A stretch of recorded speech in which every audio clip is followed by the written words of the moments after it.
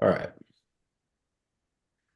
We are officially live in every single place that I think you can be live.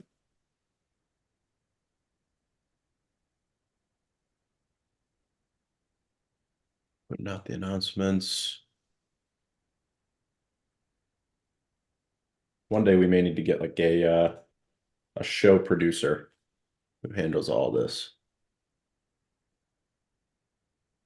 Yep, that would make life a lot easier. Yeah. I even said the same thing about Cryptoholics when intern. Are you guys back? Are you guys back doing Cryptoholics? We are not back yet.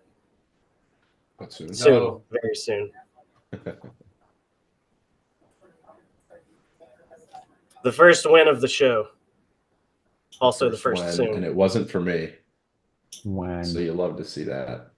You know, I think this is actually a cool topic to break the ice with, but it's just so hard in general to like when you start the bull market, like right now we are not in full force, of course, but the vibes are already here.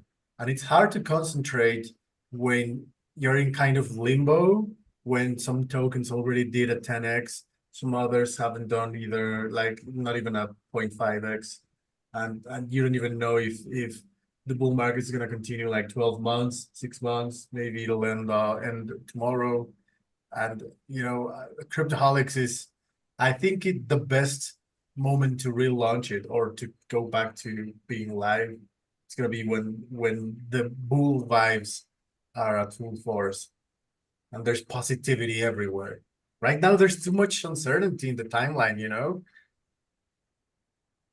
Yeah, it's we are kind of in like a purgatory phase. You've seen obviously like Bitcoin continuing to push highs, and then a lot of other alts haven't even, started. Like Ethereum. I mean, I was looking at Ethereum and we're still kind of like halfway to the previous highs. So it's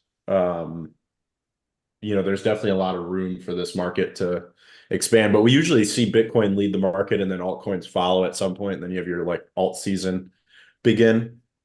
And I don't think this time is going to be much different than that. I think the timeline is a little bit more stretched out because of all the things that have happened, with the ETFs, with the various platforms collapsing, with the macroeconomic factors. So I just feel like it's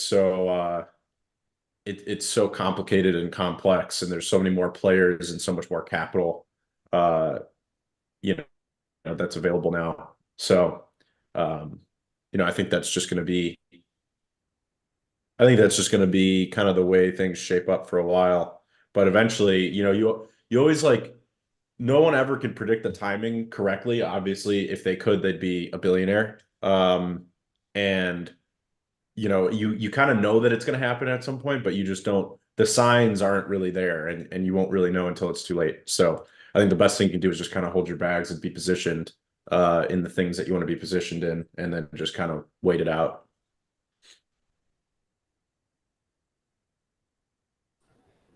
Yeah, we're I definitely seem in to be. purgatory. So if you guys could kick off the bull market, that'd be fantastic. We could relaunch the Cryptoholics show. We're waiting on you guys. I mean, it sounds like you can relaunch it now. You already have potential guests. Simple Game said, "Book me for the return of Cryptoholics." He's always got good things to talk about. What else? Apparently, Party Time has already volunteered to be employed to handle the AMA production. I don't know if it's Mentorship. Eric. It's either Eric or Mitch. Someone's got like a ringing noise on the spaces. Ah, yeah, that's me. It's That's the not Nifty because Mexican. Nifty's muted. No, it is me. That's the Mexican water pump. Ah. I'm gonna just I one don't even sec. hear it, which is sad because my ears are still ringing from the weekend. Oh You God. know, there's this study that says that the older you are, the less I don't know the word, like your listening panorama is smaller and you hear less lows and less highs. So maybe it's I that. I can believe that, Yeah, which in it's this I've case, I've seen that. yes, please. I hope that's the case because I get distracted by every freaking noise. So I'd love to actually hear less. Selective That was a hearing nice for the way to win. say you're old. Yeah, pretty much. It's okay. Well, therefore, I don't hear it either. yes. When Moon, all right. I need it sooner than you guys, all right. I got less time. You know, it's funny because I know this guy. Well, we all know this guy. Uh, JP Thor, he sent out a tweet a couple of days ago, and he said, "I am selling all of my real estate, and I'm pivoting all into crypto." Does that ring a bell with you, Kat? What's your game plan? Because I know that a couple of weeks ago you mentioned that you're still looking for some deals in I real mean, estate. as much as that game plan actually, I don't disagree with that game plan. I like it. I guess I'm not I guess I'm too much of a scaredy cat to go all in like that. Very on brand of you.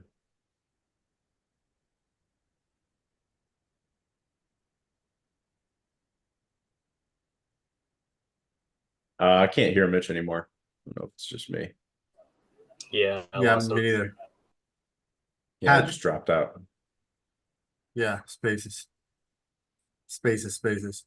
What about you, Nifty? It's been like 3 years since you joined Wensun show. I know it's been a while. Last time I joined, I was in the woods, and then I got the flu, and I've been dying for like a week. Was on the road traveling. Yeah, so I'm back. Love the backgrounds. Thank you, Morty. This is pretty sick. I love the nifty green. Yeah, shout out Morty for the backgrounds. I do have some suggestions. One suggestion. The lion in the middle. I like the old Steam Leo lion. I think we could do without that one. And then I think that's probably it. Other than that, I think it looks great. But yeah, I think the old lion doesn't need to be there anymore. We've got the new, where is it? The new lion right there. And then, obviously the Leo Dex shows the lion right here. So yeah, I mean, other than that, I think we're all good. I'm getting called out because I have apparently the background in the wrong aspect ratio. But look, man, this is out of my control. I'm just happy it's working. I'm not gonna mess with anything else at the moment.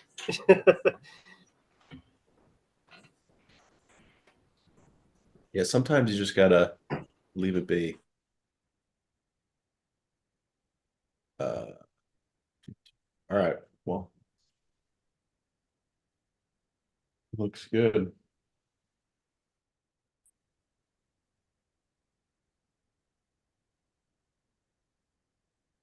Is that the new background for INLEO? It is a new background for the When Soon show because our old When Soon backgrounds were not caught up with the rebrand. So we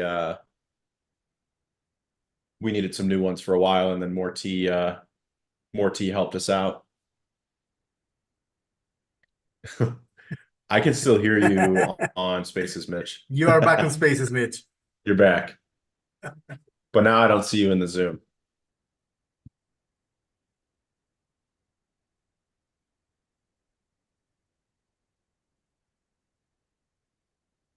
The annoying thing is like, oh, here we go. When we go to edit this AMA, it's going to be a fun time. Let's go. Zoom is not detecting mic. Are you getting that too now? It's what happened to me when everything went off the rails. I can't hear you. You're muted on Spaces, Mitch. All right. All right. Now I Hopefully can we're hear you. back. Yep. All right. Yeah, no, that was all Zoom actually. And that's when my problem started. I got that same thing. Can't detect mic, and then everything went to crap. So I ended up just leaving and jumping back in, and it sounds like we're good now. Yep. I think we're all good. Awesome. Well, I don't know what you guys dove into the last minute, but to answer Eric's question, because I actually had a relevant point because I was thinking about this yesterday. I was actually talking to the infamous mixed spreadsheet, and we were discussing crypto, and I forgot the guy's name now already. Uh, ends in Mark Moss, Mike Moss. I don't know, but anyway, crypto guy, and he talked about how the best move is to basically just continue to stack Bitcoin and essentially treat it almost like the real estate model, where it's just like you build assets, you borrow, you die, like you never sell, like buy, borrow, die, like which is basically, kind of the plan of all the rich, right? They do it, with assets in general. And I was like, I need more Bitcoin because you can already leverage your Bitcoin. You can always collateralize it, right? Mhm. Think about 5, 10 years from now, right? Let's say Bitcoin's worth whatever, I don't know, 250,000, right? 5 years from now. I'm not going to talk crazy numbers. Everyone, is talking a million, but, and it's become essentially commonplace. And now institutions, essentially, um, accept and work with Bitcoin, right? So yeah, we may not want to go TradFi, but just think about that. It's like I have, even if it's just one Bitcoin, right? That's worth 250,000, and I can put that up as collateral, right? And borrow whatever it is, 100 grand, 200 grand, like, and I was thinking about how the value of Bitcoin continually is probably going to go up and how it's going to get easier and easier to collateralize it and borrow against it. And, think about, Kel, about this, like people that have like $1 million stock portfolios and they can literally borrow like $1 million from the financial brokerage, Right. right? Like we're going Yeah. to get to the point, right? Where you're worried, you almost don't even have to worry about liquidation as much, and you can borrow a higher ratio. So, um, you know, that move of selling all his real estate and buying Bitcoin, for that reason right there, I actually love it.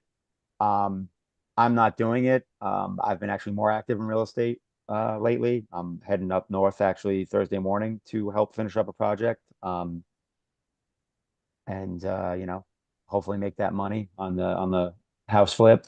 But yeah, I can see why to do it. I'm sure he's got other reasons, but that would be my why in terms of just it makes sense to stack more Bitcoin because it's just going to become a asset that you can leverage, and then essentially never sell, right? Never pay taxes on it. Just never sell. Just borrow against it. Just like, and this is what wealthy people do, right? They borrow against. I mean, 50 Cent said it, and I'll wrap up with this because it's getting long-winded. But 50 Cent said it in his book, which if anyone hasn't read that book, Hustle Harder, Hustle Smarter, or it might be the other way around. Great book. And he basically said, he's like, if I give you $1 million and I said, hey, you can keep $1 million if you double this million in 1 month, how would you do it? Would you put it all on black? Would you, try and start a business? Would you, what would you do? And then he was just like, the answer is you take that $1 million, you go to the bank, you deposit that $1 million, and then tell them, hey, I'd like to take a loan for $1 million. Right. And then essentially you give 50 his million back, and then you still have the million to work with, right? Right. And yeah, I guess in theory it's a loan, but like that's the leverage. Like when you get to a million plus, that's when you really just it's the money's cheaper and it's easier to get. I mean, I know multiple people that have, $1 million plus stock portfolios that they borrow against, and the interest rate is much lower than if you're doing any other kind of loan. So, um, I Yeah. think that's what we'll be able to do with Bitcoin. Yeah, I mean, I think that day is already here. I mean, I've been doing this for like 6 years or something now with MakerDAO, which is like the OG borrowing platform. That being said, I mean, I have a cautionary tale that I haven't talked about publicly, but I chatted with Eric about it over DMs once. I had one of my biggest vaults get liquidated on that last Bitcoin dip. Um, and that definitely hurt. That was like I had like 10 Bitcoin in that vault, and I think the end cost of it was about 120K that was lost. Because when you get liquidated, you essentially pay a liquidation fee. You don't just lose everything. So the my point with that is that you can and you have been able to do that for a long time, collateralize your Bitcoin and borrow against it. But the key difference, I think, between like, let's say Bitcoin and real estate is that you're with the real estate portfolio that you would borrow against, you're not mark to market, 24/7, 365. I think that's the critical risk and kind of the downside of collateralizing your Bitcoin. That being said, I mean, you can do a lot of things to manage your risk, and um, you also have a lot more upside with Bitcoin. Obviously, Bitcoin has the potential to, 10x in the next couple of years. But real estate is most likely not going to 10x in the next few years, unless you somehow bought in the most prime location at the best possible time. So odds are, Bitcoin is going to outperform the real estate. But that being said, you do have a lot more risk in terms of being mark to market 24/7, 365. And I think stocks are somewhere in the middle, I would say. If you collateralize a stock portfolio, you are going to be mark to market more frequently, but you're still not mark to market 24/7, 365. And you're also not, in most circumstances, your portfolio in the stock market is probably not going to just dip 20, 30% in a single hour. But that will happen with Bitcoin pretty frequently. I think the stat is like in a bull market, we see like 5 or 6, 20% pullbacks or something. So, the risks are definitely higher, but you can do that. And there are a lot of benefits to the strategy. So you can borrow against your Bitcoin, and then like Mitch said, you don't pay taxes on it, because when you take out a loan against the Bitcoin, then you spend the loan money. That's not, income. That's not capital gains. You're literally taking a loan. And then, just speaking from my personal experience, you can also write off the interest rate. So, for example, MakerDAO is charging like 14% interest right now, which is insane. But let's just say you've got $100,000 loan through MakerDAO. So you take out the 100K, you spend it on whatever you spend it on. So you're not taxed on the 100K. And then you also get to write off 14,000 a month, or not a month, a year on your taxes, because that is interest, obligations on the loan.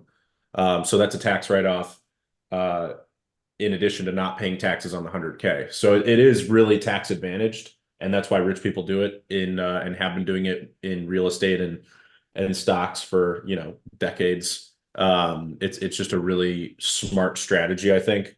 But like I said, you got to really manage your risk when it comes to the Bitcoin loans. I've written a lot of blog posts over the past couple of years talking about those loans, the MakerDAO loans, and the strategy has worked incredibly well for me. So obviously, I have that big loss on the recent ticket, but in as a whole, in the long run, those Bitcoin loans have made me astronomical amounts of money, because I've been able to leverage all the Bitcoin I've bought, over the years, and I've also been able to, write off all those taxes, and ultimately not pay taxes on the money that I get to take out of crypto, because it's all loaned capital. And then Bitcoin just outperforms everything. So, in the long run, you take out like a $200,000 loan, and then Bitcoin, 3x's in price, and then your loan, you can cover your loan, and it's a really good strategy. So, I guess my tale is a little bit like, it's a great strategy, but you got to be careful with it. Yeah, absolutely.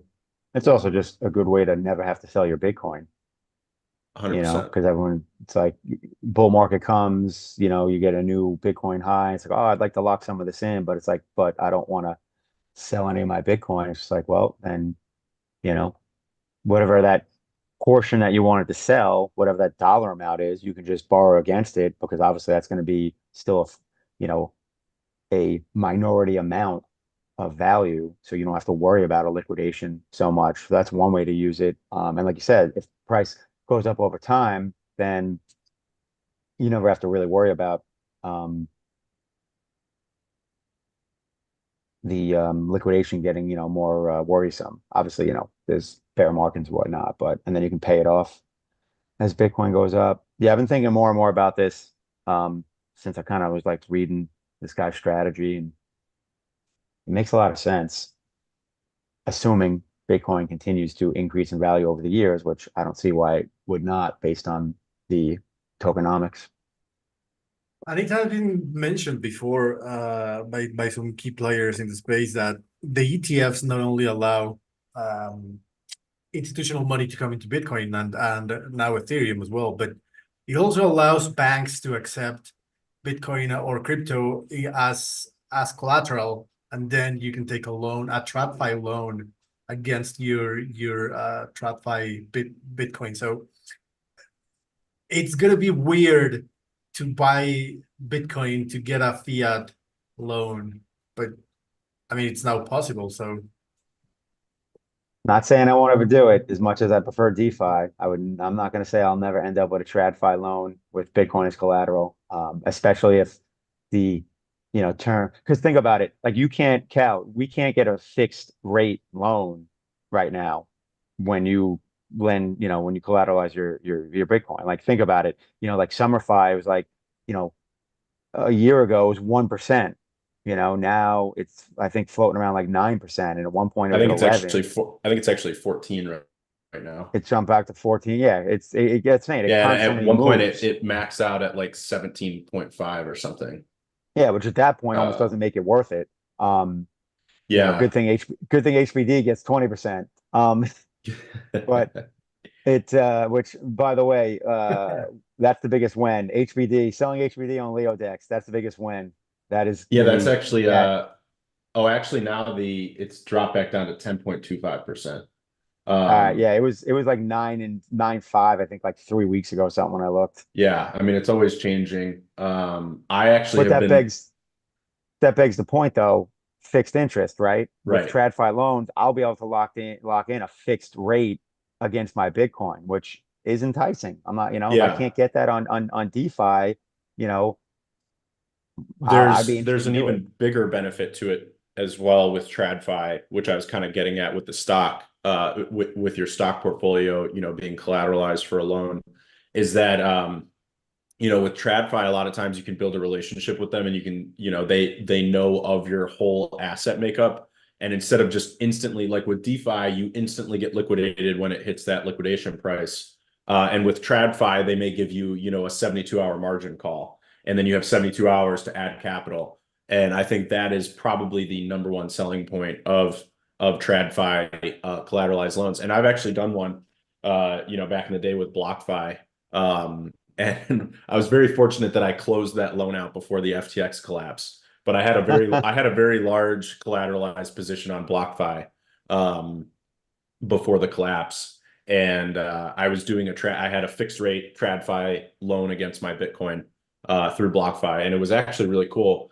And instead of I did actually get margin called a few times, and they gave me like I think 24 hours to add collateral. So I was like, a lot safer, and I was still doing my MakerDAO vaults on the side as well. So I was kind of just comparing the two, and it was nice to have kind of like a 24-hour margin call where I could add collateral and not instantly get liquidated. And I do think that that's coming with a lot of other platforms, and hopefully they're a lot more stable than BlockFi. That also being said, we now have Thorchain lending, which I lately have been considering closing out my vault, my big vault, and moving it over to Thorchain. There's some positives and there's some negatives to doing that. One of the positives is that there's a 0% fixed interest rate, so there's no interest on the loan. You also can't get liquidated; it's impossible. There is no liquidation price whatsoever. So in addition to saving myself, I don't know, on the order of maybe $40,000 a year in interest payments to MakerDAO, I would also be, I would also, obviously have no risk of liquidation. And yeah, I mean those are the upsides. The downside is that you can't manage a loan that is already open. So you have to open a new loan every time you want to change your vault.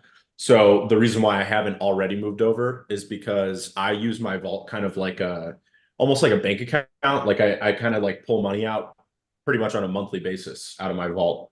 Or I, pay down the loan on a monthly basis. Like I'm kind of always doing something with the vault. And once I move it over to Thorchain, it's almost like refinancing the debt. And then you can't really like refinance it on a regular basis, or you'll be paying kind of really high fees. Because there is a fee when you enter a vault and when you exit a vault. So there's like a one-time fee. But anytime you want to manage your vault, I basically just have to open a new vault on a different, address, which is also a feasible strategy if you've got the capital, where you could essentially just kind of open one vault, and then when you need more capital, you kind of build up your Bitcoin position and then open a second vault on a different address. I don't know. I don't know if you can open multiple vaults on the same address or not. I don't think you can, but that's a question for somebody else who's got more experience with it. But it is something I've been thinking about lately, especially with MakerDAO kind of continually increasing the interest rates. It's getting out of hand, paying 10%. It used to be like, 3, 4, 5%, and that was very manageable. It made sense to do it. But at 10% plus, it's just getting out of hand. With all this talk about the Thorchain loans, I've been wondering why you haven't migrated some of your MakerDAO stuff over to Thorchain loans, especially with the 0% interest and the no liquidations. That's kind of unheard of. So, are they capped right now? I don't. I think they're kind of hovering right at the caps. I can check. And that depends on rune price, right? The Right. caps. So exactly, it depends on the rune price. So really, like if you've got a little bit of patience, you can catch it when the caps open back up. Yeah, they're full right now. But like if rune were to go to like $7 right now, it's at like 660. The caps would open back up for a short period of time, and you could throw some Bitcoin in the vaults. And people are just kind of sitting around waiting for the caps to open. So it is a little competitive. So that is another kind of hurdle that you have to get over in terms of lending on Thorchain. I think at some point they'll raise the caps.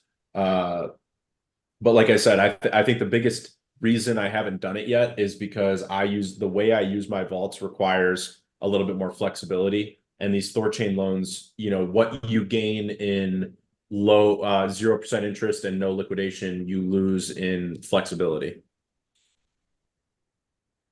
Interesting. Yeah, all that goes away with $70 rune, though. We don't have to worry about any of that. Yeah. Very true. Very true. No And then caps. there's obviously a lot of people think that there's a potential risk of because essentially what the protocol is doing, and this would be like a deep dive into Thorchain lending, which I do want to do on a chain chatter episode at some point. What the protocol is doing is actually short selling Bitcoin and Ethereum, because those are the two collateral options. So when you do a vault, Thorchain, the protocol, is actually shorting Bitcoin and shorting Ethereum relative to Rune. So the protocol is making a bet that Rune will outperform Bitcoin and Ethereum. So that's kind of caused a lot of controversy because, being in crypto, I think most of us, I mean, even Mitch was just talking about how we're kind of all super bullish on Bitcoin in the long run. So like for the protocol to be short Bitcoin is kind of crazy when it comes to these vaults. That being said, I mean, I don't think it's an unheard of scenario to think that Rune will vastly outperform Bitcoin and Ethereum.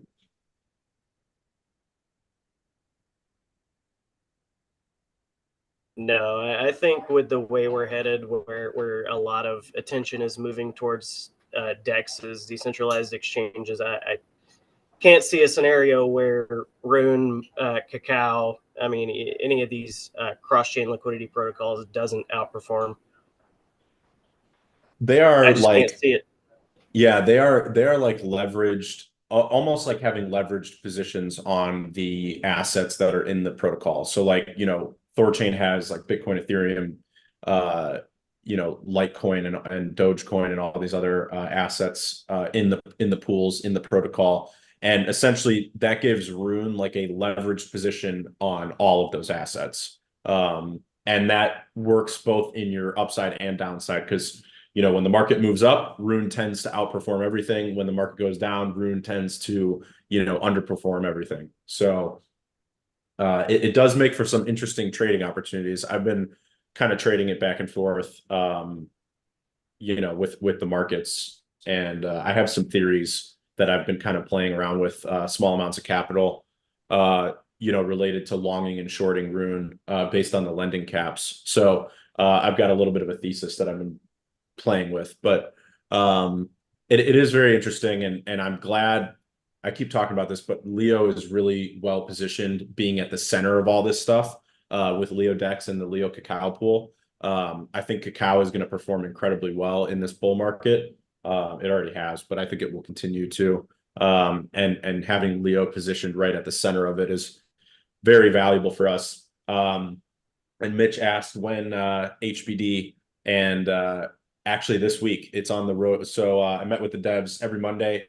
I meet with the ops team and the dev team, and we were talking about Leo Dex with the Leo Dex team. And our targets this week are to finish refactoring the code. We're at about like 85% right now, so it should be done by tomorrow. So we're refactoring the code, which just basically means that we're cleaning everything up and fixing a lot of bugs. And then after that, we're going to do a bunch of testing. And then while we're doing the testing, the devs are going to integrate HBD. So HBD should be live and fully operational by next Monday, which is going to be a lot of fun. So you'll be able to buy and sell HBD using Leo Dex, and that is native HBD on the Hive blockchain. That's going to be awesome. All we need is you know, for Hive users to step away from Binance. Yeah.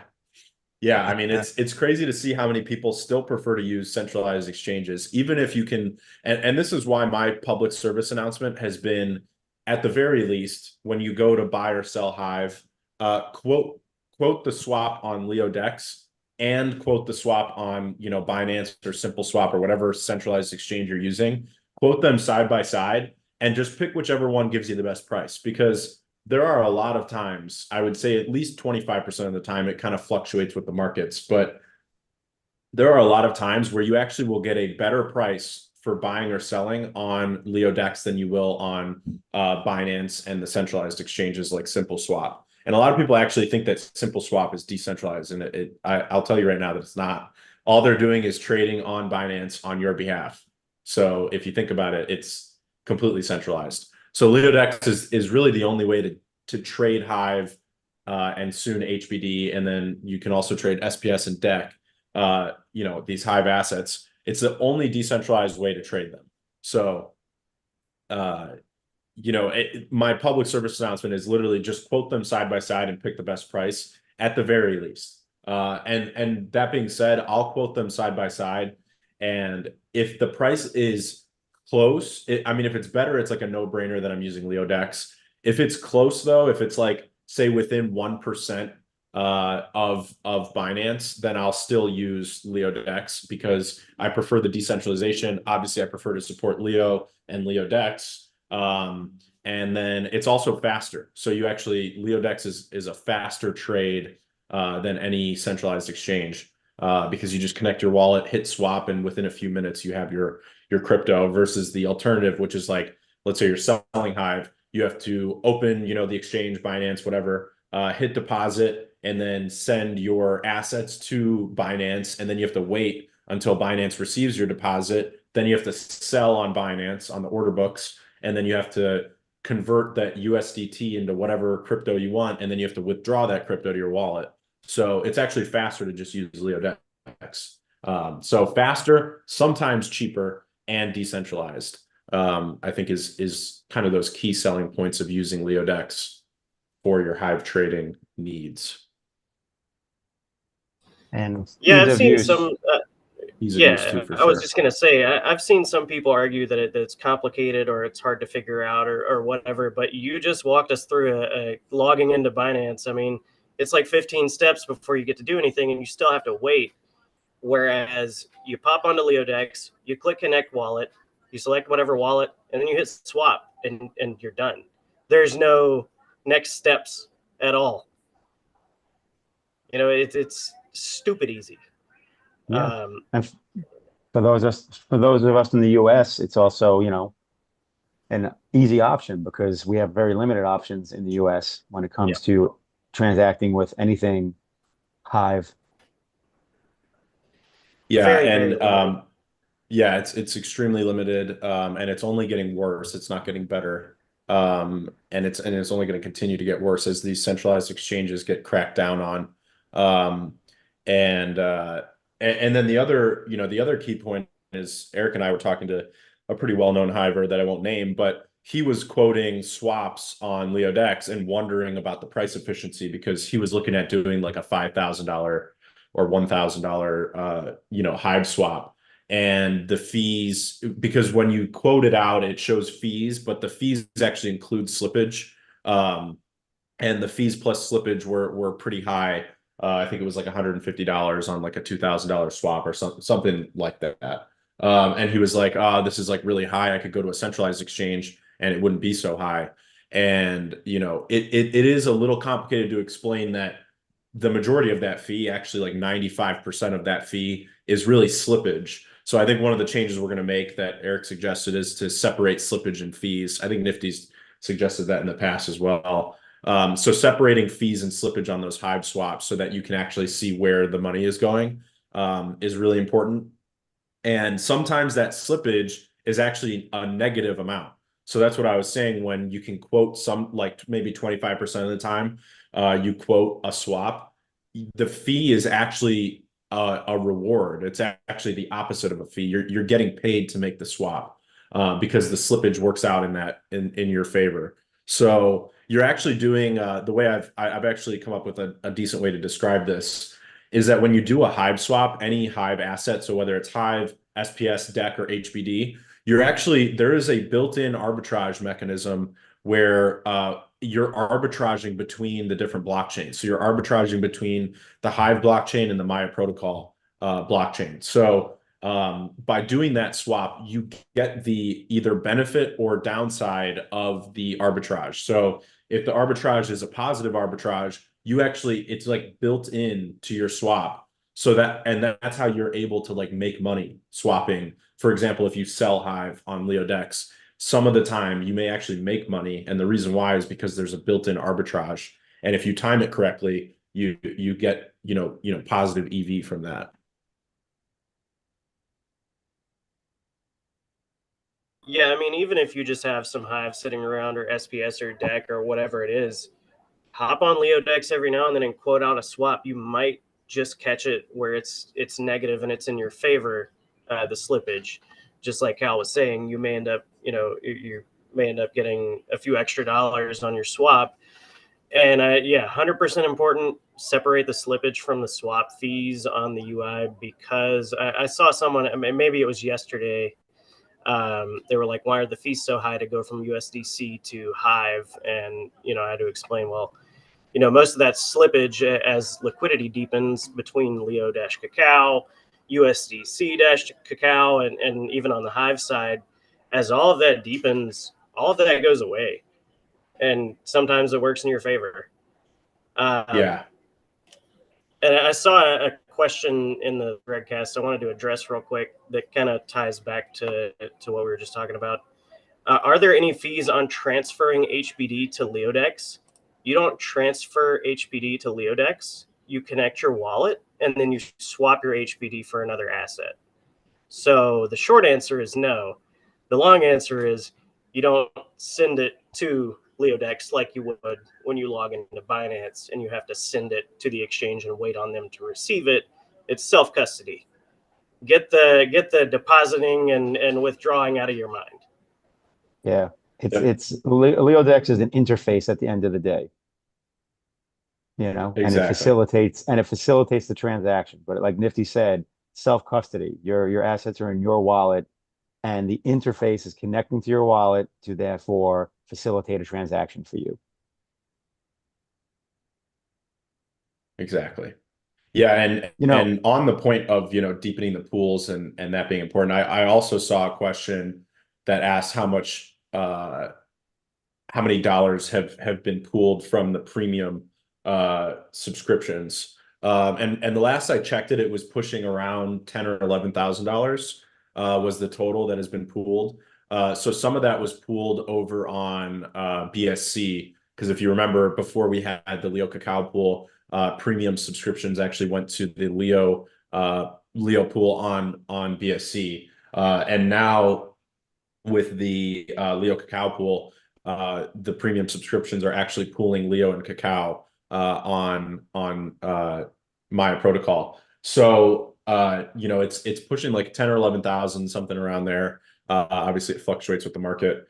And we've got 240 premium subscribers right now. So that's 2,400 a month that's going into the Leo Cacao pool. So $1,200 is buying Leo off the market and pooling it, and then the other 1,200 is buying Cacao and then pairing it with the Leo. So you've got 2,400 in permanent liquidity that's being added, and that liquidity never leaves the pool. So it gets added, and essentially it's just there forever. And then and that's why I keep talking about why the flywheel is so important. Because if you imagine that we had, you know, we've got 240 premiums right now. If you could imagine that we had 1,000 premiums, that would be $5,000 a month in organic Leo token buy pressure. And then the other 5,000 would buy Cacao, and then $10,000 gets added to that pool every single month, and it's permanently in that pool. So just basically the liquidity in the pool is just up and to the right forever. That is extremely important for a lot of reasons. And I think the biggest one is that for all the Hive aggregated swaps, so Hive, SPS, DEC, HBD, every single time that Leo pool adds to that pool, the Leo Cacao pool, the swaps for those assets gets more and more efficient. So it really exponentially grows the potential of what LeoDex can offer to the market in terms of decentralized Hive aggregated swaps.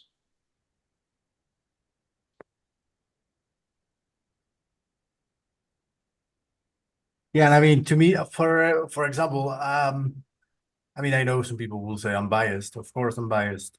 I am in Leo hardcore. So, what I'm gonna do, I have this in my mind. I didn't want to sell Leo. I didn't want to pull Leo to Cacao because in my mind, it was like I'm going to miss on a 50x or on a 100x. I'd rather have it as Leo Power, or I'd rather have it as liquids and be ready to sell whenever my price targets come.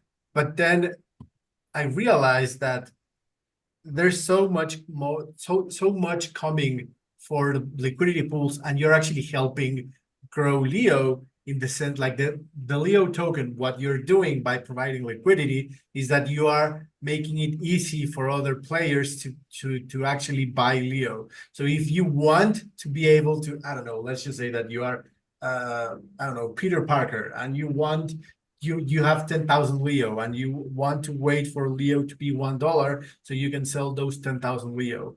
Well, you need to help the ecosystem grow and to make it easy for other people to buy the token. So the only way to do that is by providing liquidity. So it's just kind of, if you want to be able to make profits, you have to help the protocol grow. So think about it as a way of you investing. I don't know, let's say that you invest 5,000 Leo to pull into the Leo Cacao pool, and you want to sell the other 5,000 Leo, you have to help the ecosystem grow. So what I'm going to do right now, actually, Cal needs to fix a small bug for me.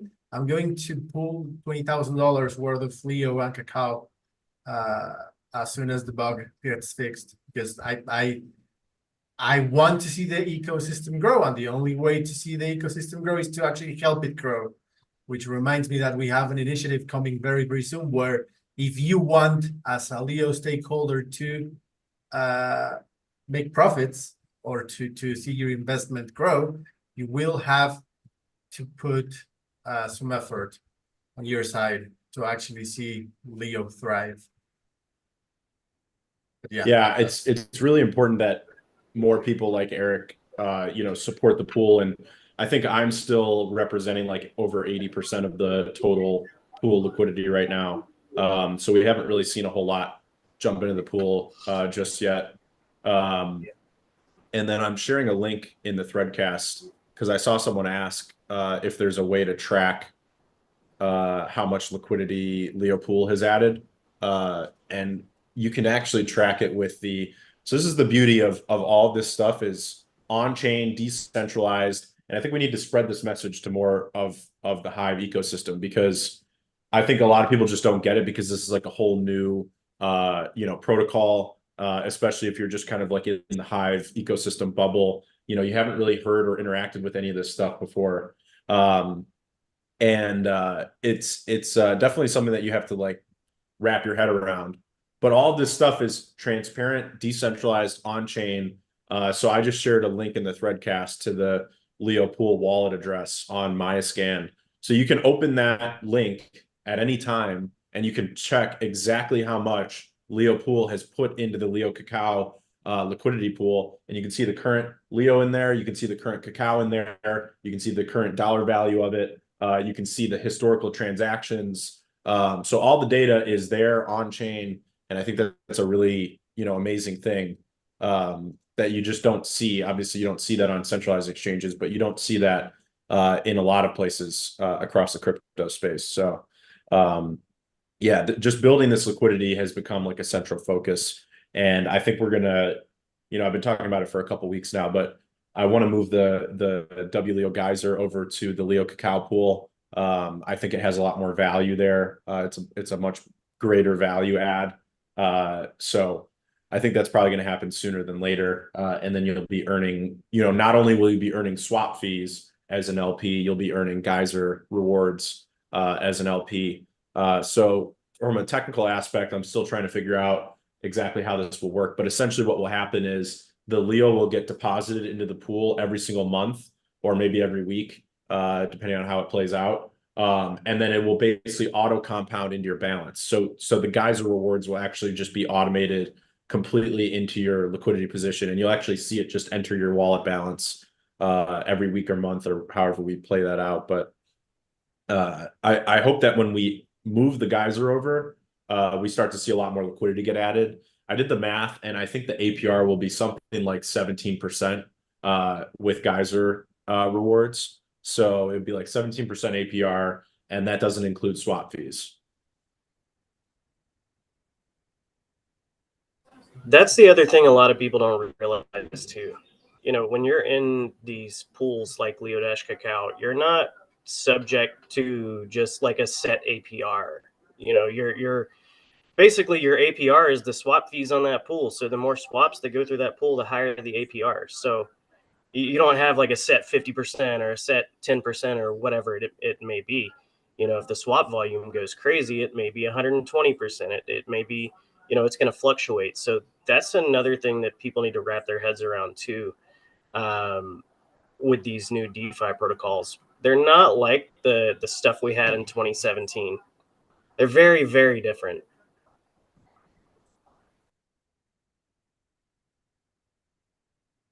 Yep. And so I think I wasn't clear enough, but the message of Nifty is very right. So the more the community gets involved in making the protocol a more robust, more liquidity, with more people, more holders, more wallets, more volume, the more attractive the Leo token and the Leo ecosystem is for outsiders. So for hivers, think about it as a whale that has 1 million hive power. They could easily be voting on their own posts every single day, making their stack get bigger and being selfish in a sense that, oh, I can just help allocate inflation to my own wallet as much as I want. So I'm just going to do it instead of just curating other content, instead of trying to spread the rewards as much as possible, making the chain more decentralized, making more the amount of wallets holding X amount of Hive being more, etc., etc. So yes, you might be if you think about it, you might be kind of losing some revenue with the opportunity cost of voting yourself 10 times a day. But on the other hand, you're making the blockchain get more adopted. You're making like you're benefiting the blockchain in many other ways. So it's the same with Leo. If you keep your Leo power, or if you keep your Leo tokens liquid, you will be helping yourself, but the ecosystem will struggle a little bit more than it would if you actually thought about, okay, maybe I don't want to maximize my returns, but I want those returns to be bigger while the ecosystem grows. So instead of trying to grow your bag size, try to increase the value of your bag.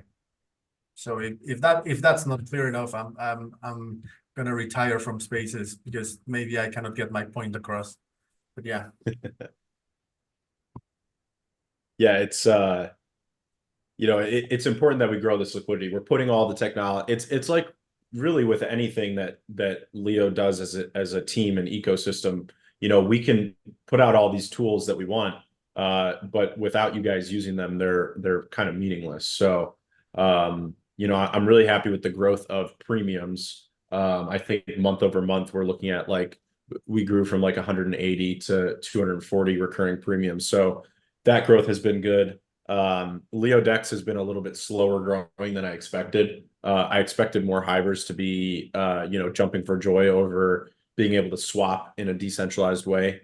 But I do think that liquidity is a big hurdle that we need to jump over. So we need to get more liquidity in the Leo cacao pool so that we can start getting more Hive swaps. And every single swap of Hive actually goes to building more liquidity. So that's why we keep talking about the flywheel, because there's an affiliate fee for Leo Dex, and 100% of those fees actually buy Leo and then pool it permanently in the Leo cacao pool. So every time there's a Hive swap, there is also liquidity getting added to the pool as well. And then Taskmaster made a great point in the threadcast that with the geyser paying directly into the Leo cacao pool to all the LPs, you're actually creating a permanently increasing liquidity position across the board, because that liquidity, instead of the geyser getting paid as liquid Leo to everyone in the WLEO ETH pool, this is a lot of tongue twisters. It's getting paid to the LPs in the Leo cacao pool and automatically getting paid as liquidity. So unless those LPs withdraw, and I'm sure they'll withdraw at some point, some percentage of them, the liquidity rewards are actually building liquidity. So it's kind of a nice, compounding effect.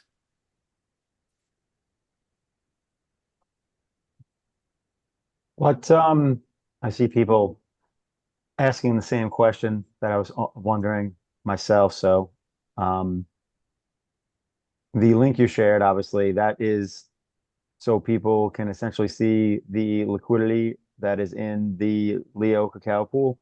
Yep.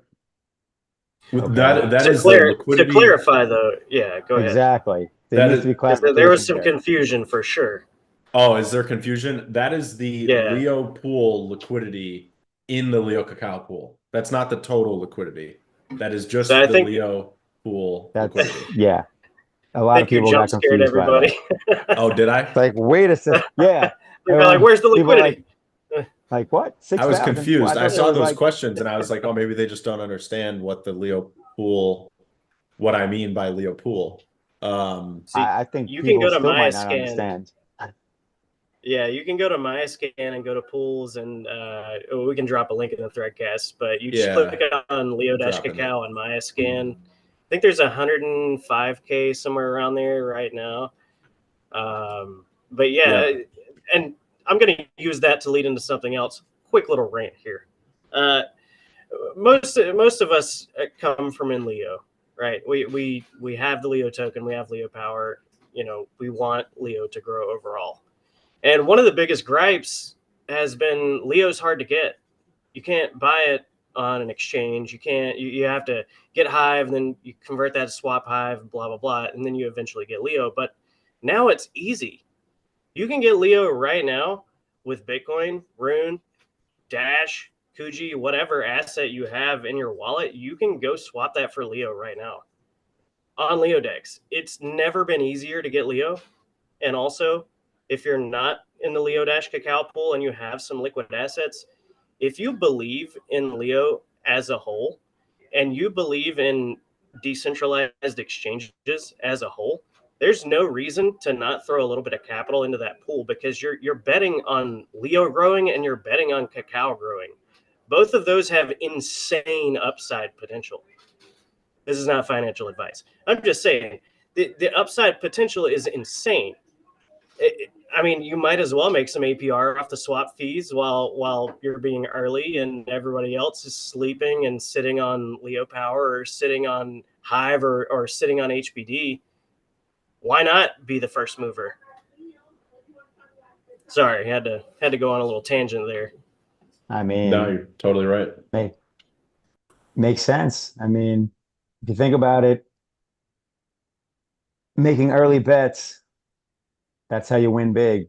For when they do win, there's no guarantee they win, but I mean, you're not getting outsized gains on anything if you're not early.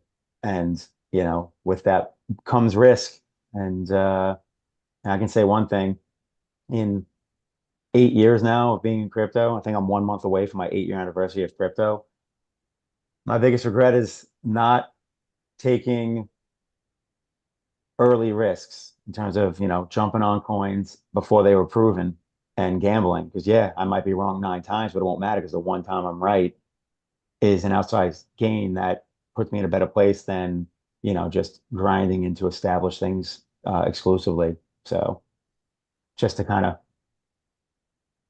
piggyback on what you were saying. Yeah, and there's Well, people are, there's a lot of ways to sorry, I'll be quick. There's a lot of ways to contribute to the growth of Leo, and we're talking about pooling, and that's really important as well. A much smaller way that you can also contribute is to actually gift out premium and convince people to be premium. Because what you're doing is, let's say that Taskmaster gifts premium to a new, like a Hive user that's kind of new to Leo. He gifts them premium. That 10 HBD that Taskmaster uses to gift that person premium gets added to the Leo cacao pool. So, like I said, 5 HBD buys Leo, 5 HBD buys cacao, 10 HBD enters 10 HBD worth of Leo and cacao enters the Leo cacao liquidity pool through that Leo pool address that I shared. And it gets added as permanent liquidity that never leaves that pool. So by Taskmaster actually building the INLEO platform by getting a new user onboarded, giving them premium, which gives them more of an incentive to be active, he's also simultaneously building up Leo Dex and building up the Leo cacao liquidity pool, which is good for the Leo tokenomics. So it's like there are so many ways that you can kind of contribute to building this ecosystem. And I think there's a lot of ways that are maybe less intuitive, like what I just described, in terms of like gifting out premium or convincing other people to become premium. So if you guys hear me hammering on this idea of I want to see more premiums, I want to see 1,000 premiums, there's a very clear reason why I'm kind of hammering on that. And that's because I can see the flywheel value down the road of like 1,000 premiums, just having $10,000 being added to that liquidity pool every single month that never leaves the pool is really incredible to think about. Task said I'm really passive aggressive. Yeah, my real point is that Taskmaster should be out there gifting premiums left and right. But my point is, building these flywheels is just super important, and the total liquidity in Leo Cacao right now is around 100K. So if we had 1,000 premiums right now, that would be 10% of the entire pool growing every single month. So it's just there's a lot of ways to contribute, and you don't just have to take your own capital and liquidity pool it. What was my kind of general point? So to grease the wheel on that, because I was just literally like, oh, you know what? Maybe I'll get squirrely and donate a premium membership to someone. And then I'm like, oh, wait, I only have 2 HVD liquid at this very moment. So, and you're going to love this because it just means more work and more things. Is there going to be an option at any point to purchase premium with tokens besides HBD? That's a good question. I mean, right now I don't see a reason why, to be I mean, honest. I'll give you a reason right now. If I could just use straight Leo, I could gift I can gift multiple people premium right now on the spot because I have some liquid Leo. But I don't have liquid HBD. So there's an example.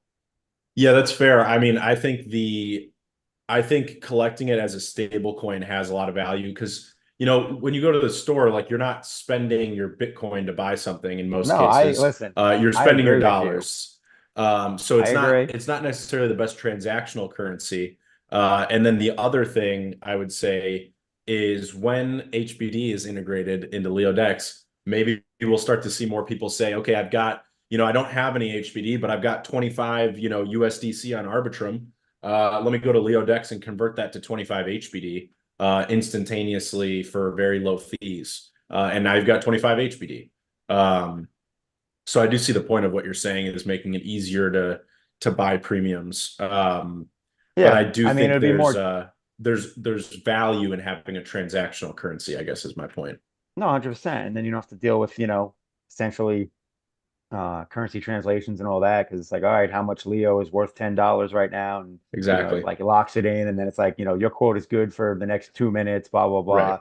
Like it's definitely robust and it's a lot more back end stuff, but it was a question worth asking because obviously um, that whole ease of use in terms of being able to purchase premium, which leads into other questions people have that are not new, and it's just like when, if ever, will we be able to auto renew premium? And then obviously there's the ever long question of annual membership, which it would be nice, but if there's auto renew, then I don't even care about annual membership. Well, I think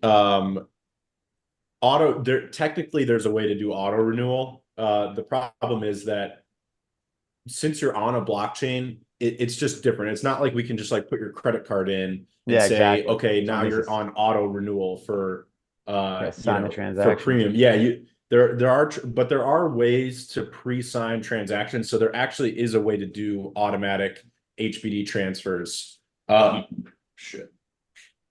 Spilled a little Yeah, coffee. because you can do But then do that with your savings. Yeah. right. So there is a way to do auto renewals. That being said, I think yearly has a much better value proposition to it. And that is going to be the thing that we do next. So I would say yearly is probably adding a yearly subscription option is probably within a month. I would say probably going to happen in June. Nice. Because right now we're just focused on bugs, which we can use this as a segue to talk about that. Yeah, there's been plenty of questions about bugs that I've already forgotten because they're so far down the thread. Just give me you guys start talking about bugs. Give me 2 minutes because I spilled coffee all over my desk. Nice. Well, I don't know about Eric or Nifty or anyone else in the audience, but some magic just happened, or I don't know what's going on, but my threadcast, all the text, like in terms of people's comments, literally just changed color. Like the font is now blue or purple, depending on what you think. And that's kind of freaky. Whoa, same blue font. Oh, I And have you also, too. everyone is Taskmaster. Oh no. Well, sometimes it Speaking feels of like bugs, that, but no. I still have everybody in here. I just have blue text now. So I don't know what happened. Oh yeah, Task even put a thread. Threadcast changing in yeah, funky ways. Yeah, the updates are messing things up. All the text is now blue. Yep. Live updates. live updates, doing it live. Well, the goal is to be bug free by the end of the month, right? So we are almost there, guys. At least 99% bug free, right? Yeah, because I mean, in theory, bug free is never, ever, ever a thing. Not possible. Yeah. Not bug related, And but I was going to say this a minute ago and it kind of left my mind. In regard to adding liquidity to Leo-Cacao, to bring it back to that just for a second, because I forgot to say this. People are really quick to say you're early and lucky, but people are also really quick to say, oh, I don't want to research that new thing. I don't want to use that new thing. I've got what I'm used to. So if you're one of those people that are quick to say, oh, you were lucky for getting involved with this cool new thing, or you were lucky to be there early, why don't you take a look at your current situation? You could really easily be one of those people that's lucky, quote unquote, lucky to be here early. and all you did was move some capital that was sitting in your wallet collecting dust or not collecting anything and put it into a liquidity pool that has upside. That was my conclusion to my tangent earlier about funding the flywheel. And like Cal said, there's a bunch of ways to fund the flywheel. If you don't know what the flywheel is, it's kind of the heart of this whole ecosystem. Yeah, so if you're not funding it, start funding it. Fund the flywheel. That's my PSA. I feel like they could turn into a meme. It could definitely turn into a Fund meme. I the think Simple flywheel. Game was on it. Simple Game was on it pretty hard for a couple days. I think it kind of died off. Sorry, I'm getting distracted by tasks comments. The vodka just kicked in, Cat. Yes. I've got I was Yesterday that'd be listening, true. and I've got a meme. If you're not funding the flywheel, you're fudding it. Ooh, I got you. ooh, sick burn. If you're not funding the flywheel, you're fudding the flywheel. Don't be a fudder. Be a funder.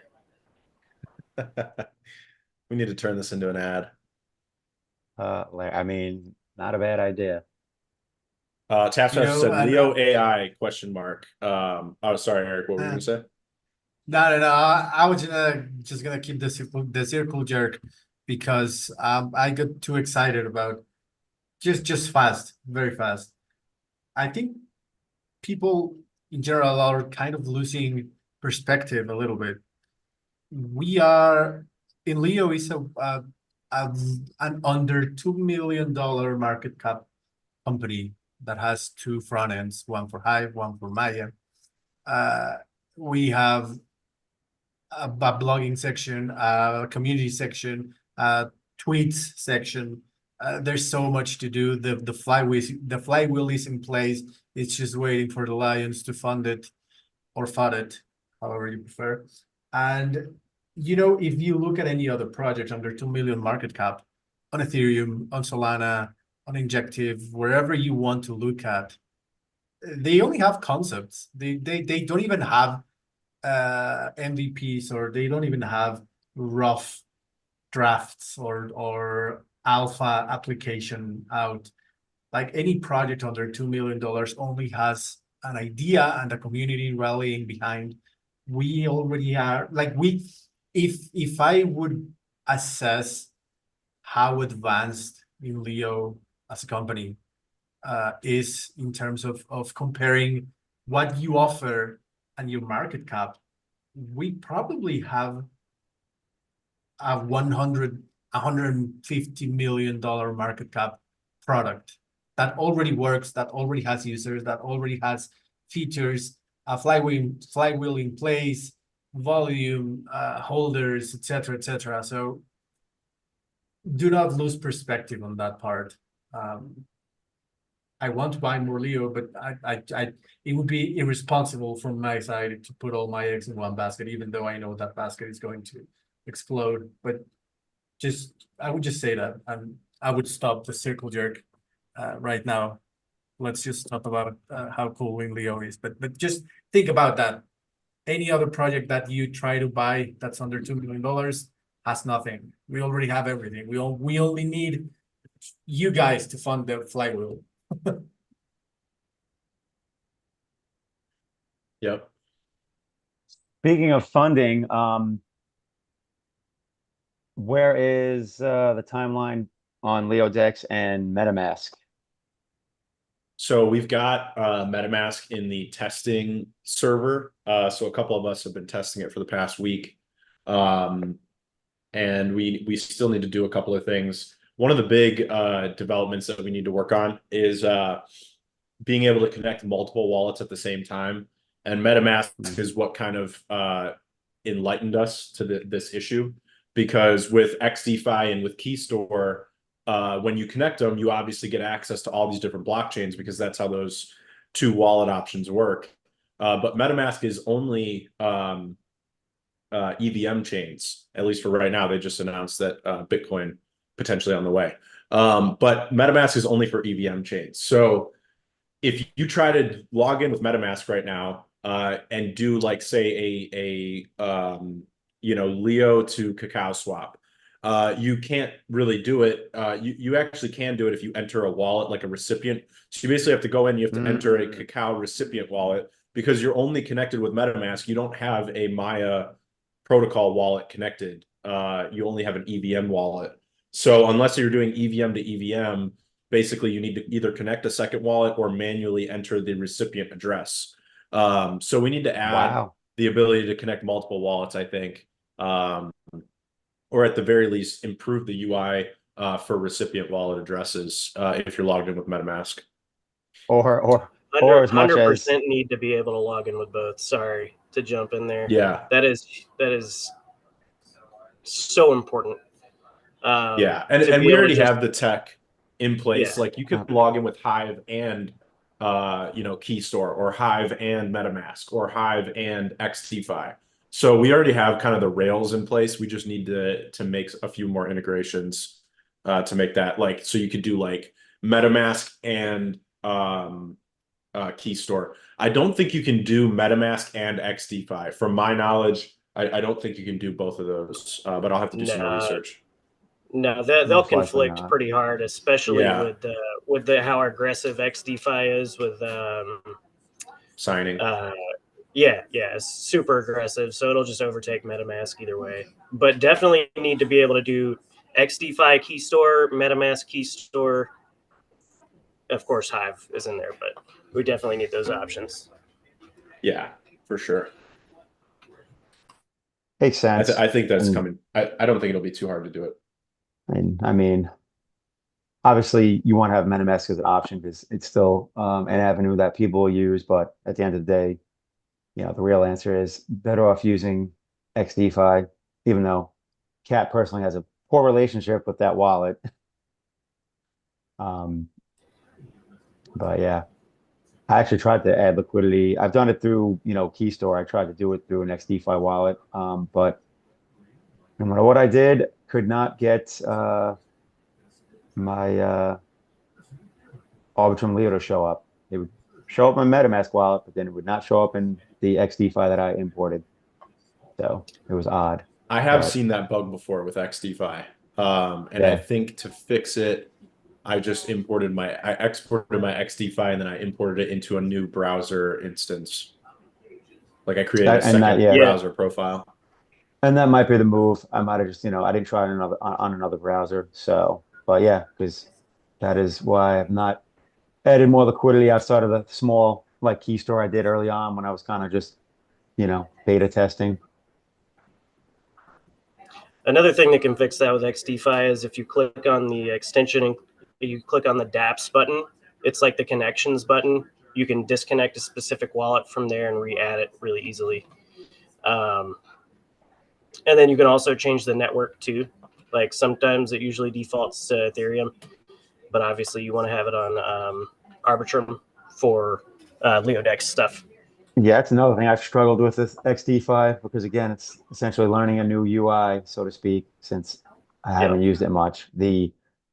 That between flipping, but you're not because technically it's connected to all. I'm like, wait, what? And when you go and you look at Ethereum, you get the drop down. It shows you all the different forms of Ethereum, but then it doesn't seem to do that on any other token. So I'm like, well, then how do I know what chain I'm on? And it's been interesting.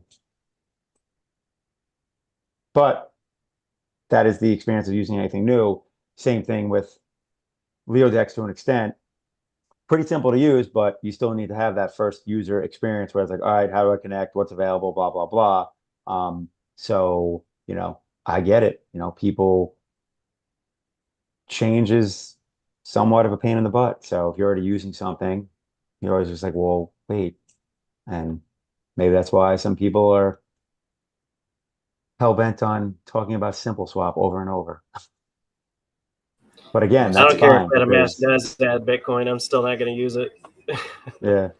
Well, and it doesn't matter. Like at the end of the day, use what you want, right? Like LeoDex is another, resource. Use it sometimes, use it all the time. Like, like there's allowed to be more than one player. And it's like, and even though they're not the same thing, the simple swap essentially is just like a interface for centralized transactions. at the end of the day, the user experience is all right. I can buy and sell, without logging onto a centralized exchange. It's like, all right, that's fine. So to each their own. There's always going to be more than one resource out there. I expect there's going to be more and more, decentralized, you know, more dexes as time goes on. So Yeah, and just to touch on LEOai a little bit, because a lot of people are asking about it. So Vic Van asks, would LEOai be only for premium users? And the answer is yes. LEOai is trained on all the data on INLEO, so that includes threads, it includes blog posts, comments, all the interactions, upvotes, everything. It's actually pretty much trained on the entire Hive blockchain. So it's only going to be accessible for premium users, really for two main reasons. One is obviously it creates a nice value proposition for becoming premium, and the second is it actually solves a critical issue related to credits. So when you use AI, every time you prompt AI, essentially you're using a credit with that AI because it actually costs something. Like it's not free to prompt an AI. There's a cost happening in a data center somewhere on Earth, essentially. And that's a big reason why OpenAI, for example, has their $20 a month premium subscription for users to use like the latest data models and use auto GPTs and whatnot, is because basically the more you use it, the more it costs them in some form or fashion. So the same thing applies for LEOai. Every time you prompt LEOai, it will cost us something.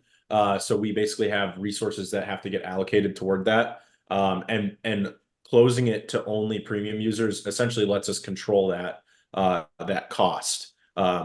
Exactly, like Tasso just said, it's not exactly free to transact on Hive. There is a kind of cost on the network, but that cost can be deployed in very different forms. So for Hive, we have resource credits so that, if you have a certain amount of Hive power, you can do whatever you want on Hive, essentially up to the amount of resource credits you have.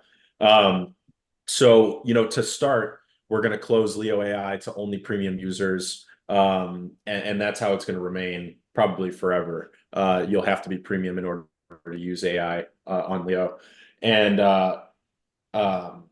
if we run into the issue where, potentially LEOai is getting spammed by somebody who, obviously they have to go premium, but then if they start spamming LEOai and it starts costing us a lot of resources, we may have to add some sort of cap. But the cap would be really high. Like it would be, if you prompt the AI like 10,000 times a month, which I don't think the average user is going to prompt it anywhere near that. I think it would probably be a handful. Like if you think about how many times you actually use ChatGPT per month, even as I'm a heavy user of ChatGPT, and I probably only have a couple hundred prompts a month. So there may be a pretty large scale cap to it if we start getting abused on the AI front. But yeah, it is only, long story short, it's for premium users only. And it's trained on all the data of the Hive blockchain. And I've been talking about it a little bit more recently because I think we're getting closer. But there's been a few like major technological advance moments for the Leo ecosystem. Obviously, I think the biggest one in the most recent memory is going from being only long form to having short form microblogging. And we really introduced, in my opinion, to this day, I still haven't seen a platform that can do microblogging at scale on a blockchain. So I still think Leo is the only platform that can actually do it at a large scale and put it all directly on the blockchain. So, that technological advance moment was really important for this platform, and you can kind of see it in the growth of our monthly active users and just overall activity in general, revenue models with premium, et cetera. And I think LEOai is going to be the next big leap for us. And that is going to be just integrated into the INLEO platform. So it's just going to be, if you're premium, you instantaneously get access to LEOai. And I've kind of talked about like the two major use cases that LEOai will launch with. The first is that you'll be able to ask it questions. And like I said, it'll be trained on all data on the Hive blockchain. So you'll be able to ask it questions about your account. You can ask it questions about like who's interacted with you in the past, and stuff like that. And then the second one is as a writing co-pilot. So I think the writing co-pilot's actually going to be one of the most interesting use cases of LeoAI, which is when you're writing a blog post or writing a thread, even you'll be able to have basically like this little AI chat window that kind of pops up on the bottom right. And while you're writing, it may suggest certain things, and it will be trained on all the things you've written in the past. So it might say something like, you're nearing the end of your blog post, and it might suggest basically a template for the footer of your blog post, and say, usually when you close out a blog post, you say thank you for reading, and you leave a couple links to your latest blog posts, and have a nice day or something. And then it'll say click here to add that to the bottom of this post. You'll click a button, and then it'll add it to the bottom of that post. Or let's say that, for example, you're Taskmaster and you're writing about Tesla. And typically when Taskmaster writes about Tesla, he, say includes a link to tesla.com, and, might even tag a few users on the Hive blockchain who tend to like reading his posts about Tesla. Maybe that's like a typical format or pattern for Taskmaster. And the AI will know that because it's read all of his blog posts, and it will offer a little button, and it'll say, click here to tag all those people and add, links to tesla.com, because that's what you tend to do in these blog posts about Tesla. So that Copilot is essentially going to be a way to supercharge your writing. Or you might even be able to prompt it. You'll say, what's a good section to add to this blog post that I'm writing right now? And maybe you're writing about Tesla, Tesla Autopilot or something. And, let's say you write 3, main headers, and then you get down to the end of the blog post and you're like, well, I want one more section, but I don't know what to write about. And you click to prompt the AI, and it's trained on the internet. It's trained on your writing style, and it will give you a suggestion for something that you could write about at the end. And it's not going to write blog posts for you. So we're going to have some pretty intricate limitations on it, so that it can't just like write a whole blog post for you. But what it can do is essentially just make your writing faster, better. It's like Grammarly on steroids. If you've ever used that, it'll improve your grammar, improve your punctuation, allow you to ask it to help you write new sections, all sorts of stuff like that. So that's going to be the Copilot use case. I really think the Copilot use case is going to be the biggest of all of them. And we're going to keep coming out with new use cases as well. As this kind of AI market develops, we'll be right on the trend in terms of adding new features and things that you can do. And you guys already know that a big use case I've been thinking of for a long time has been the AI auto summarize a blog post into a thread. So I think that'll be pretty widely used as well, turning your blog posts into threads.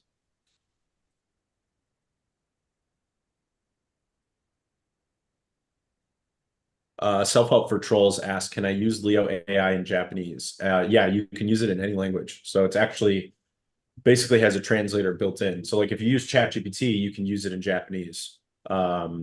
Same kind of applies for LeoAI. I would think about LeoAI as essentially being like ChatGPT if you're familiar with it. And I think that's just because I use that example because, I would say probably everyone here has used ChatGPT or seen it in some form, because it's the most widely used LLM.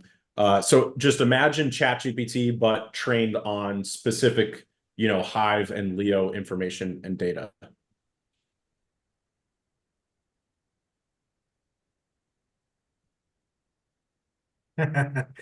I just remembered about an AI project that they sold themselves as if they were like this new AGI that scanned the blockchain, so you could do things here and there and blah blah blah. And they were just pinging ChatGPT, and when people found out about that, like obviously the project crashed to the floor. But it's just funny that like we are training our own AI. Like how cool is that? Yeah, it's Taskmaster just said XAI was just valued at $24 billion based on the latest round of funding. If Leo can capture even a bit of that, it will make Leo worth hundreds of millions of dollars. And yeah, I mean, I think that's kind of the whole. And I've been sitting on this kind of like master plan document that I've written. It's like a 5-page document on kind of where I see Leo over the next 5 years. And AI plays a pretty big role in that. We have all this data. If you really think about Leo, uh, you can kind of use a lot of the things that Elon Musk has said recently since he took over Twitter. They have like this huge base of text-based data, one of the greatest resources on the internet. And then they can, build an AI and train it on that data. And that's essentially what XAI is. Leo has that, but at a much smaller scale, obviously, but it has very much the same thing. And actually, we have even more data and even more interesting data, I would say, than something like Twitter, because you guys use the Hive blockchain. Think about all the different things that you put on the blockchain. So like, if you're a Splinterlands player, you're putting all this information about Splinterlands on the blockchain specific to your account. If subscribe to different services like premium on INLEO, then all that data is on the blockchain. Like there's so much data that can basically be mined from the blockchain by LeoAI. And it's anything from financial data to who you're upvoting frequently, who's upvoting you frequently, who are you interacting with frequently, what is your writing style. It's pretty incredible to think about Leo as kind of like a small scale X in many different ways, including the fact that we have this database of information that constantly grows. Every single month, that database gets larger and larger. And I think Eric pulled this data in the last couple of months, but there's like tens of millions of interactions that happen specifically from INLEO to the Hive blockchain. So there's all this data that's just been building up over the last several years, and it's only going to continue to get bigger and bigger as we get more monthly active users. And all that data has a value. That's where all this AI valuation comes from, is really like how good is your model and how good is the data that you trained your model on. That's really like those two key metrics for valuing AI companies right now. Taskmaster said, "Will LeoAI have Scarlett Johansson talk sexy to me?" I don't know, but if we do, I guarantee that we will have written permission and licensing agreements before we go ahead and proceed with that, because I don't think we're as stupid as what's his name, Sam Altman. Hey, maybe you thought he'd get away with it.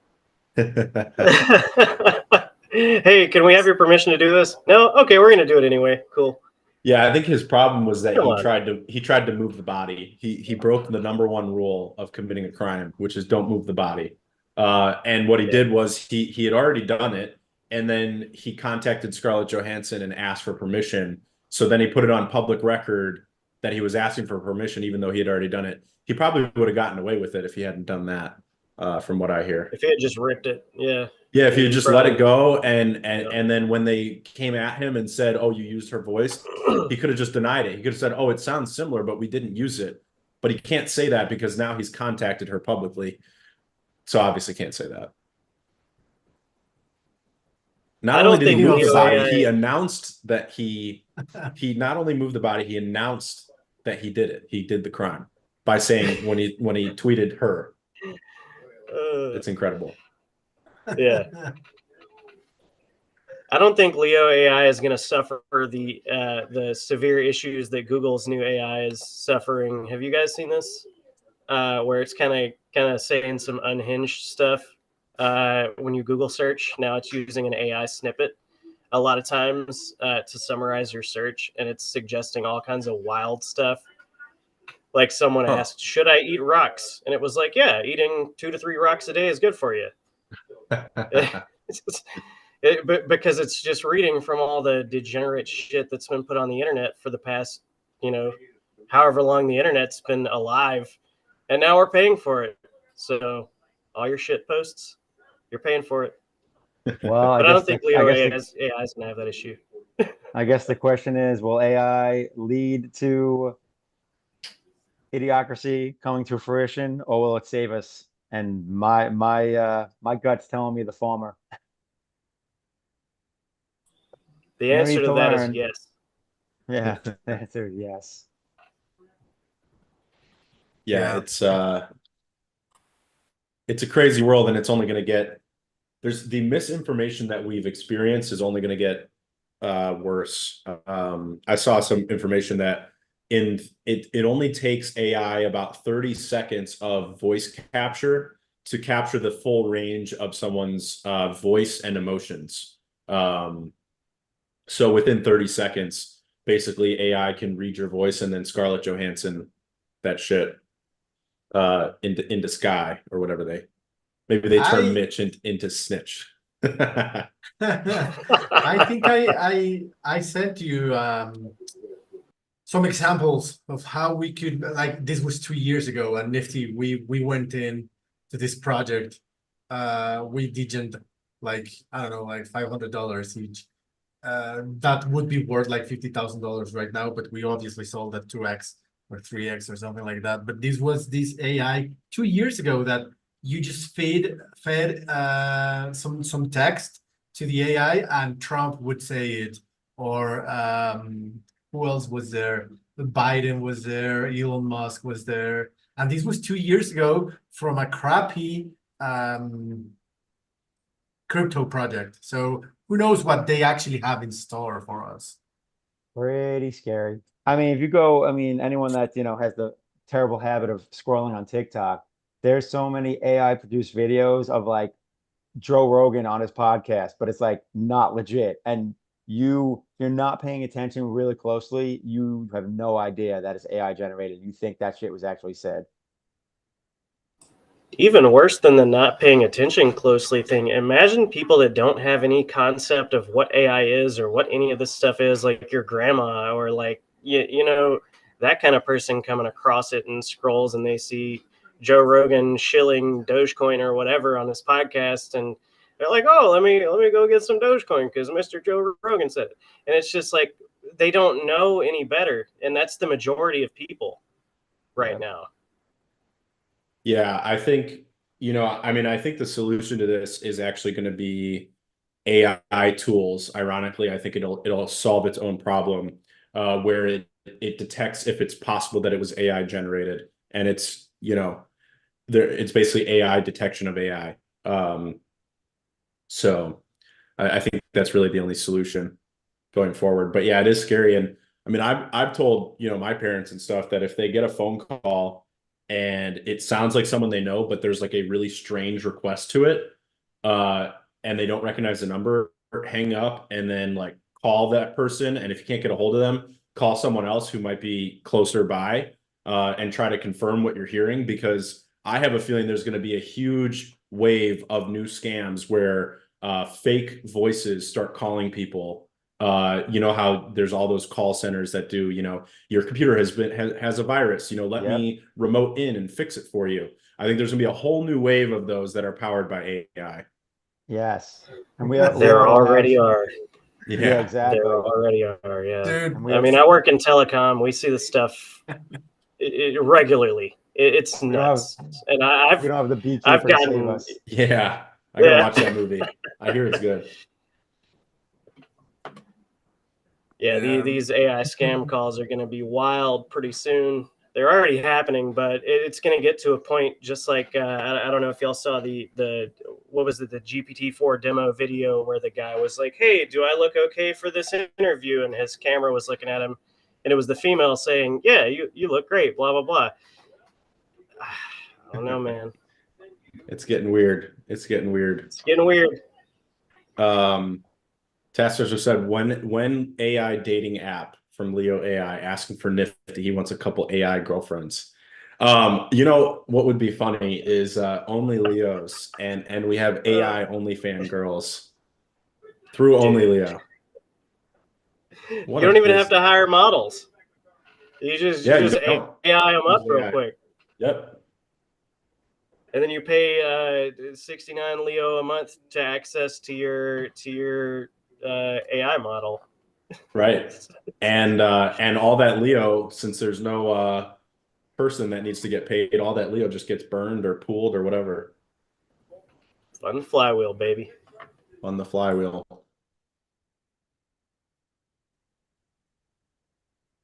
Mexicans are gonna be so screwed my in-laws are still dealing with Amazon scams where you just get an SMS where they tell you, hey, your package didn't arrive, blah blah blah, just go to this link. Like with AI scams, we're gonna be so screwed in general. It's like we are not prepared for this. Yeah. No, about that. we're so cooked. Do not call list. I don't know if that applies to AI or if AI needs to listen to it. That's a good point. They don't have to abide by do not calls if it's not a person, I mean, right? Who are they going to hold accountable? If a it's a random shell server company, somewhere. you're running a random server in Switzerland, and yeah, the end of do not call lists right here. Oh my goodness. I'm going off the grid. Yeah. So we should all take JP Thor's advice. Just sell everything, backpack in Bitcoin. That's it. There Yeah. you go. I like it. Oh, by the way, XDeFi, the founder of XDeFi, is coming tomorrow to Chain Chatter. So it's going to be a very, very cool space. Make sure to set a reminder as soon as Cal makes the what's it called? The Spaces. Announcement. Yeah, schedule the space because it's going to be a cool one. So yeah. Yeah. Chain Chatter Tomorrow, tomorrow. noon What time? Eastern. Noon Eastern. Noon Eastern. Yep. That's a cool guest. Yeah, that'll be fun. Obviously, we'll talk a lot about Leo Dex and cross-chain dexes and ecosystems. But yeah, we've been doing a lot of like Thorchain and Maya related stuff on Chain Chatters. Obviously, I think it's a really fascinating place, and I just like to talk about things that are, interesting to me. But a bigger reason, obviously, we've got Leo Dex, and we have a very vested interest in growing our presence in that way. So. Very excited about the lineup of guests we have each week for the Wednesday Chain Chatters. So yeah, keep an eye out for that. I'll probably post this. I'll probably schedule the space in the next like hour or two, and then I'll share the link everywhere. And then we can all join up for that. But yeah, we've been going for a little over an hour and a half. Any closing thoughts from you guys? Not from my side. No, I think we're good. Everybody's just looking forward to HBD on Leo Dex, and yeah, super excited to get back to testing. I just changed all of the text on your browsers. You're welcome. Ah. Oh, We are. Is it's it? rainbow now. Is it rainbow? Yeah. I was gonna say. Is it? I think you're in the wrong month. I feel like I'm in a RuneScape lobby with the rainbow text. Yeah, this is a it's actually a bug. This is not, I was kidding. This is not meant to happen. But one of the features that we're working on is going to be like some really cool chat room type of things for Threadcasts. So imagine like all the cool things you can do in like twitch.tv live chats, with like, subs and donations and like other cool little features and like throwing confetti and stuff in the chat room. We're going to start working on some of that stuff for Threadcast. So get ready for some cool stuff on that front. No doubt. Keep Sweet. building, keep growing.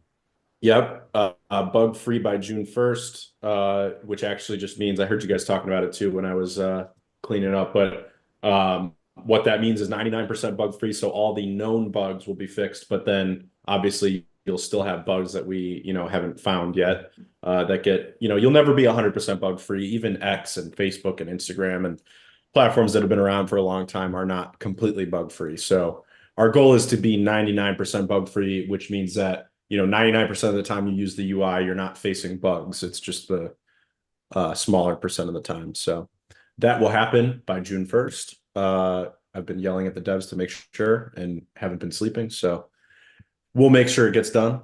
But other than that, see you for Change Chatter tomorrow. Thanks, Eric, Nifty, Mitch, for joining. And yeah, that's it. It's been a good time. Thanks for having me. Heck Yeah, yeah. guys. Have a See good ya. one, everyone.